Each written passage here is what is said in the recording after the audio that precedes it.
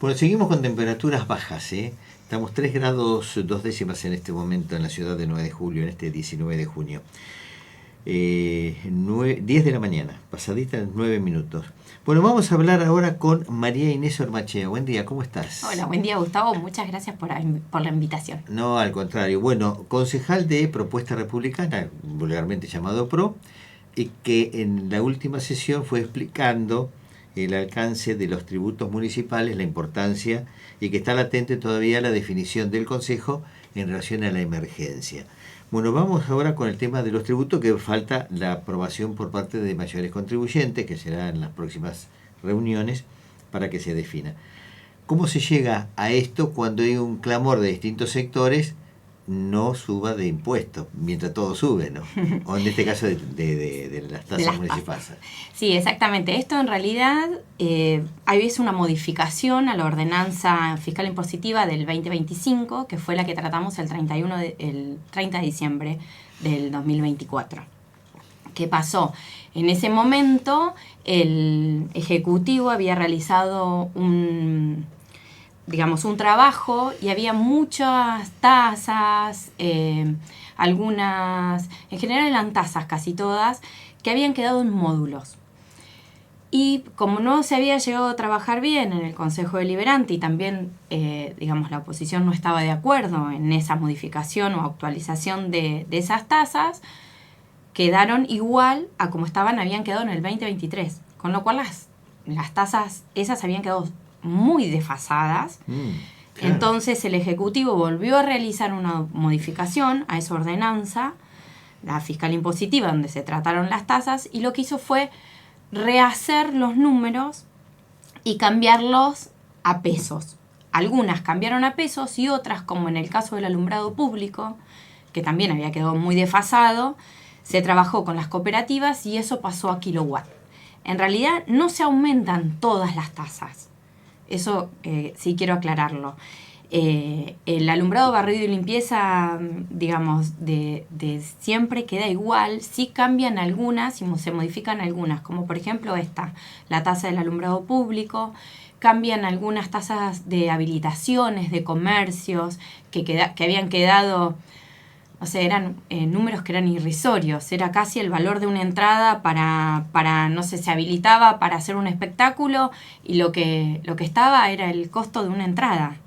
Entonces, en esas sí hubo modificaciones que por ahí son importantes, pero también hacen al costeo del municipio, ¿sí? Porque son cosas que lo que se hizo desde el Ejecutivo fue costear lo que salía a ir a inspeccionar, por ejemplo, un lugar. Claro. Y en la suma de ese costo, de las distintos actores que hacen a esa habilitación, poner el costo que llegaban a tener. Entonces esas fueron parte de las tasas que se modificaron, y también se modificó la tasa de las cloacas de las localidades de Dudigná y Quiroga, que las cooperativas nos pidieron, porque también estaban muy por debajo del número de mantenimiento para brindar el servicio y no lo podían brindar. Y para colmo, del 23 hasta hoy el proceso inflacionario fue... Eso iba a decir.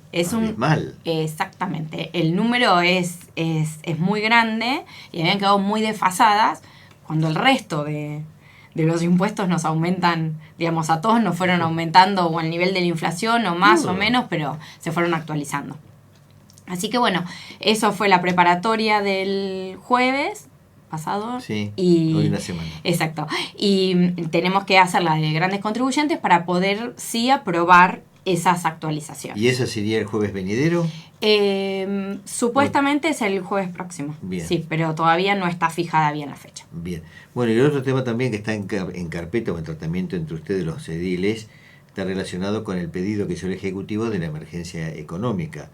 Sí. Que dicho sea de paso, ya varios municipios lo están considerando, y el secretario de Gobierno de Bragado días atrás nos decía: nosotros hasta julio llegamos bien, pagamos aguinaldo, pero en julio, si no tenemos ayuda del Ejecutivo bonaerense, vamos a la emergencia, poniendo un cuadro de situación bastante complejo, ¿no?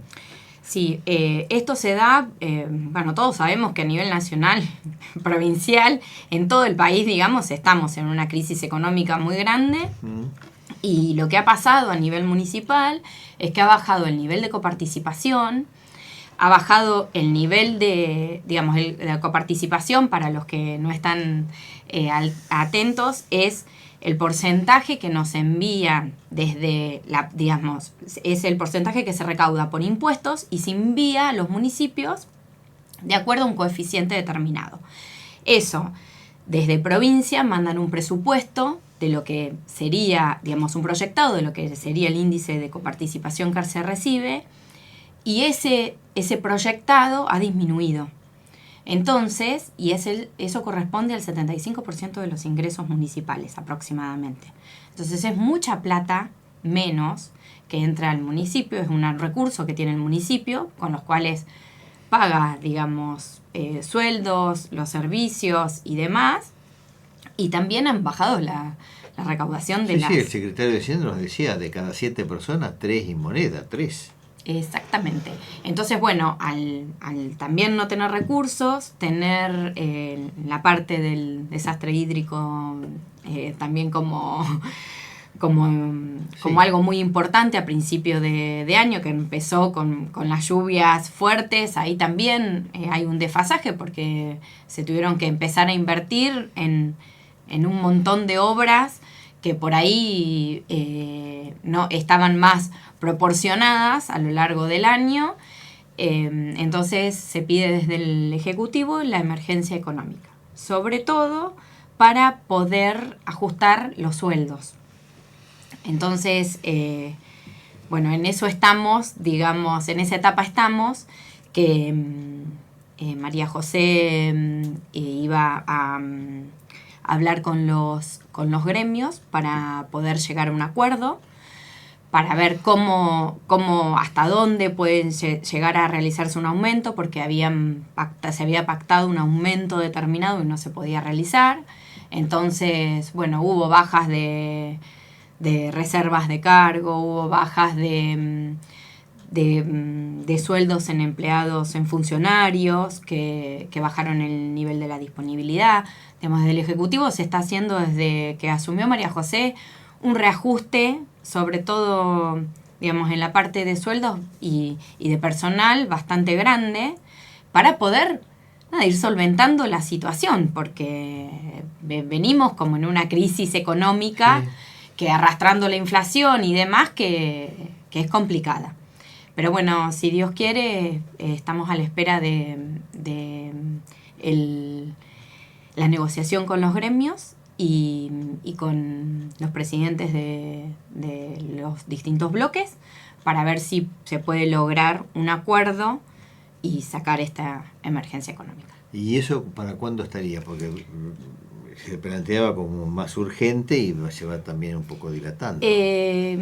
Están están en trabajo de eso, y creería que serían estos días. Esperamos que, sí, esperamos, porque la idea es que salga, digamos, ya esta liquidación en el mes de junio, así que esperamos que acompañen y que, si Dios quiere, que vaya marchando un poco esa negociación. Bien. Te voy a cambiar de tema y te voy a llevar a un ámbito más personal, institucional y personal, si permitís, por lo siguiente. Inés Urmachea, una joven, ¿alguna vez pensaste vos estar en política mientras ibas creciendo? No, sinceramente no. ¿Tus sueños iban por el lado del estudiar, una carrera universitaria, sos contadora, desde el dominio del cuerpo, desde lo artístico, del baile y demás, y bueno, y has montado un centro también, iba por ese lado? Tener una familia como la que tenés, que la cuidás, dicho sea de paso, y mucho, iba por ahí. Sí, siempre me gustó contribuir con la sociedad.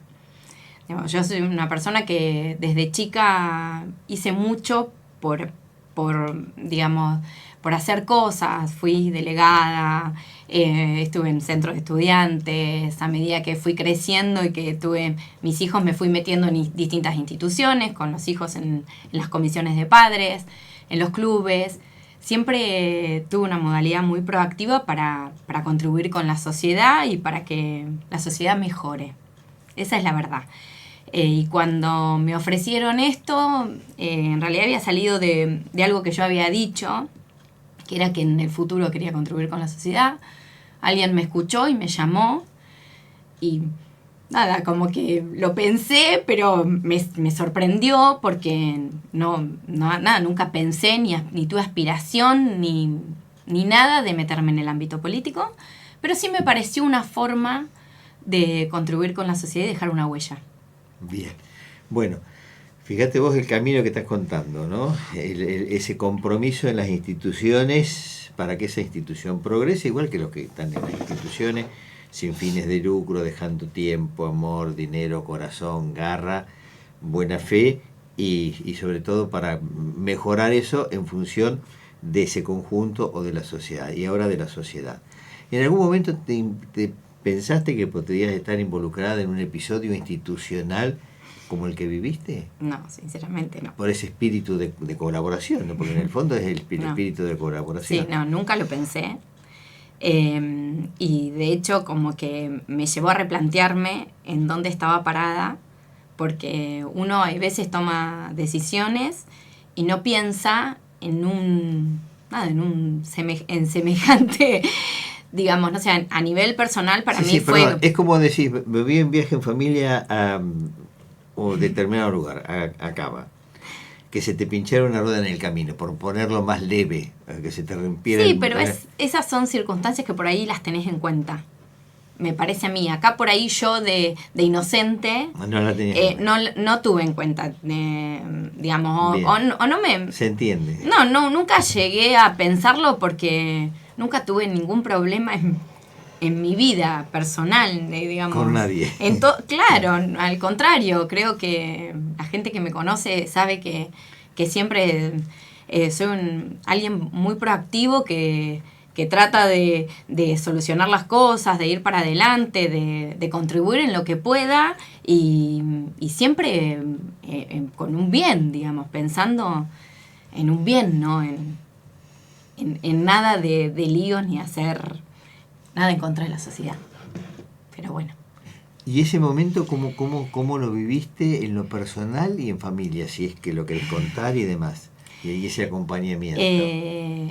A ver, fue un momento difícil, no lo puedo negar, no la pasé bien, me costó mucho, pensé muchas veces si seguía o no, por una cuestión de mi persona, porque me hizo mucho daño.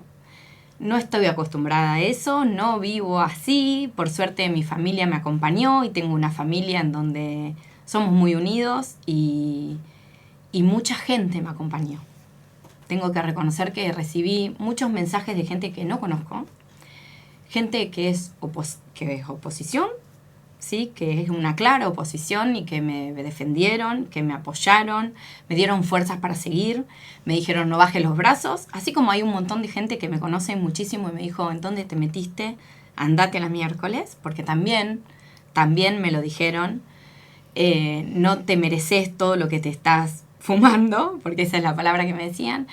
Pero bueno, yo creo que también me dio fuerza para decir, ¿por qué me metí yo? Yo estoy acá porque a mí me eligió el pueblo, yo me debo a la sociedad, a la gente que me votó, a la gente que me conoce, y también tengo que luchar por lo que yo soy, por lo que yo quiero, por la sociedad que quiero que venga. Yo tengo hijos. Digamos, me parece que hay veces que uno, por decir, bueno, sí, baja los brazos, pero no, hay que seguir. Hay que pelear y hay que ir para adelante porque es parte de la vida. Bueno, y es el mensaje a tus hijos también, ¿no? Sí, ese es el mensaje a mis hijos. Por eso siempre yo digo cuando me meto en instituciones y que por ahí estoy días enteros y que estoy fuera de mis hijos, no, fuera de mis hijos, pero también los estoy acompañando a ellos, pero bueno, dejo mi casa, dejo mis horas, dejo mi estar sentada, no mirando tele, pues no miro mucha tele, pero o leyendo, demás, y en realidad es por eso, es porque creo que tenemos que hacer para el bien y para contribuir, hay que uno tiene que ayudar y tiene que trabajar Y de eso va la vida en sociedad. Exactamente. La cooperación mutua.